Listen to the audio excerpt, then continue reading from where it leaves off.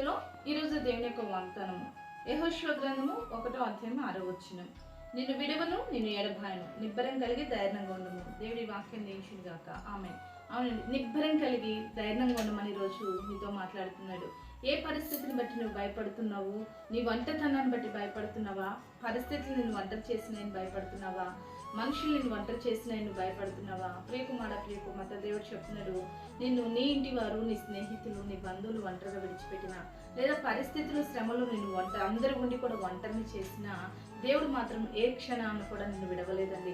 విడవని ఎడబాయని దేవుడు, నీకు నేను తోడుగా ఉన్నాను. పరిస్థితిని బట్టి భయపడకు, నిన్ను విడిచిపెట్టి వారిని బట్టి అధైర్యపడకు, కానీ నేను నీకు తోడుగా ఉన్నాను. నిబ్బరం కలిగి ధైర్యంగా ఉండమంటున్నాడు. ఏ విషయంలో భయపడక దేవుని యందు నిబ్బరంగా ఉండి ధైర్యంగా ఉంటూ దేవుని మనకు తోడుగా చేసుకుంటూ ప్రతి విషయంలో ముందుకు కొనసాగు. అట్రీతిగా దేవుడు నీకు తోడుగా ఉండి అన్ని విషయాల్లో సహాయం చేయను గాక.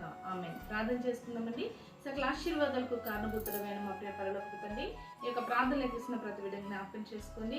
ఏ పరిస్థితిలో ఒంటరిగా బిడ్డలు ఉన్నారో ఆ పరిస్థితి అంతటి నుంచి వారికి తోడుగా ఉండి అన్ని విషయాలు సహాయం చేయమని యేసు నామములో ప్రార్థిస్తున్నాం తండ్రి. ఆమేన్.